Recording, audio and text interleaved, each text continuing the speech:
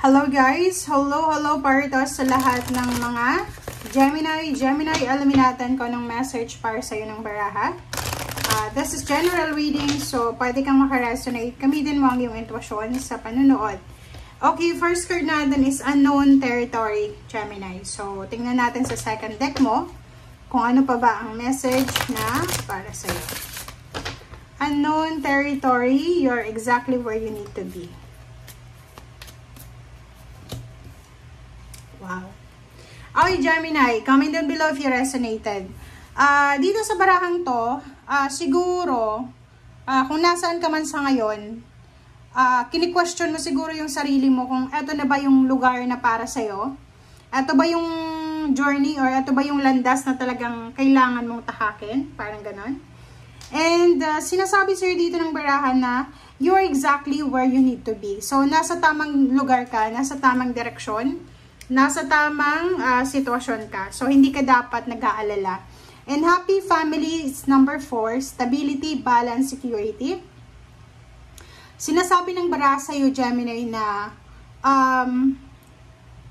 isang stability and security or family security ang posibleng mangyari sa buhay mo. So, ibig sabihin, kung ilang taon ka ng, halimbawa, isa kang OFW or palagi kang nagtatrabaho sa malayong lugar, may pagkakataon, Gemini, na ibigay sa iyo ang freedom na to. Freedom to stay with your family para makompleto kayong pamilya. Yung iba din sa inyo dito, posibleng OFW ka, nasa ibang bansa ka, and plano mong kunin yung pamilya mo sa Pilipinas, dalhin sa ibang bansa, mag-migrate, and ito ay possible din. So, ang daming messages dito. Ang daming messages na pwedeng lumabas. Depende sa kung ano yung pinagdadaanan natin sa ngayon. Basta kung ano yung nangyayari sa iyo sa ngayon, nasa imbalance kang situation, sinasabi wag kang mag-alala kasi malapit na. Malapit nang maging maganda ang takbo ng buhay mo sa ngayon. Okay?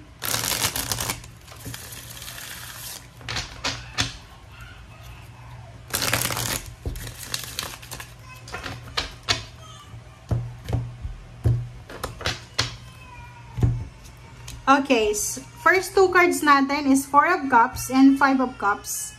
Dito sinasabi ng baraha sa'yo na kung ano man tong pinanghihinayangan mo sa iyong emotion, sa iyong pamilya, or kung ano man tong mga worries and fears mo, or kung ano man yan na pinanghihinayangan mo talaga, sinasabi ng baraha sa'yo na huwag kang mag-focus dyan. Like, halimbawa, nawalan ka ng trabaho, nawalan ka ng negosyo, nawalan ka ng mga extra income, sidelines, parang ganon. Sinasabi ng baraha sa'yo dito na huwag kang manghinayang. Okay? Gamitin mo tong mga nawala sa'yo as, like for example, nabawasan yung trabaho mo, so medyo nabawasan din yung sweldo, but isipin mo na lang, doon ka na lang sa positive side na isipin mo na nangyari yun siguro para makapagpahinga ka. Okay? So, yun. Okay, next card natin is the Hangman and 5 of Wands. Dito sinasabi ng baraha sa'yo na kung ano man tong competition, ano man itong misunderstanding, pag-aaway, debate, pagsasagutan, or kung ano pa man, kailangan mong i-let go ito. Okay? As much as possible, Gemini, umiwas ka sa tukso ng pakikipag-away, pakikipag-kompetensya, pakikipag-debate, yung parang like especially sa tungkol sa politics and religion, wag kang makikipagdebate diyan kasi kahit sino sa inyo yung tama, walang tama. Okay? Pareho kayong masasaktan sa bawat salita nyo. And the Wheel of Fortune, sinasabi ng barahan na maraming magbabago sa buhay mo, Gemini. It's a whole transformation. It's for money, career, and business or relationship. Okay, so King of Wands. King of Wands, sinasabi ng baraha sa'yo dito na posible lang ha. May iba ditong Gemini na sila ay makakapag-isip na ibang bansa or lumipat ng ibang lugar or ibang bansa. Kung nasa ibang bansa ka na as OFW, makakapag-isip ka na lumipat sa mas stable. Siguro sa pinagtatrabahuan mo sa ngayon, medyo mababa yung sweldo or wala kang improvement. Matagal ka na dyan, pero parang wala. So, nakikita ko sa'yo dito yung napakalaking decision making to na gagawin mo. Pwedeng lumipat ka ng trabaho, ng company. Kung may business ka, pwedeng lumipat ka ng business, sa new business na bago lang sa'yo, unknown sa'yo. Okay? Okay, Two of Pentacles. But, sinasabi ng bara sa'yo, ano man ito na gagawin mo, eto ay magdadala sa'yo ng financial balance talaga. So, ibig sabihin, tamang direksyon, tamang mindset itong ginagawa mo sa ngayon. Okay? High Priestess, makinig tayo sa sinasabi ng ating intuition, Gemini. Huwag tayong masyadong hard sa sarili natin. Kung ano yung nangyayari sa ngayon, just accept it. Okay? And move on. Huwag tayong masyadong hard. Okay? The Tower and the Sun. So, dito sinasabi ng bara sa'yo, maraming pagsubok na pinagdaanan, Gemini. Bumagsak yung tower mo, yung foundation mo, namatayan ka siguro ng kapamilya, nawala ng trabaho, or yung pamilya mo nagkawatak-watak, diba? Nawasak yung pangarap mo. But, meron ditong the Sun, sinasabi ng barahan na you will recover from that sadness, from that pain and heartaches, from that betrayal, from challenges and obstacles na pinagdaanan mo. So, parang from sadness to happiness, from being poor or poverty to being rich. Parang ganun.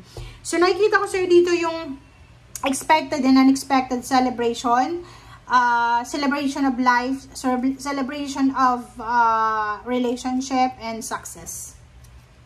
Promotion, pwede din, may promotion.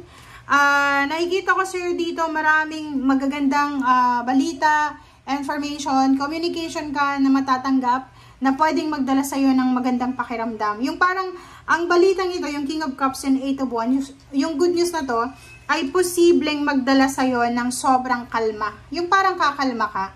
Yung parang maiisip mo na, I'm happy, I'm satisfied, I know that this is the moment na maging masaya ako, maging, di ba, marami kang mararamdaman na fulfilling thoughts. Okay? So, kung naghihintay ka ng pera, sinasabi ng bara sa'yo na be patient kasi on the way na siya. Ten of Swords, sinasabi ng barahan na maraming magkuklose na estado sa buhay mo, maraming magbabago, marami din na, kumbaga, magsisimula. It's either may reconciliation, family reconciliation, with friends, with your ex, and with your past. Okay?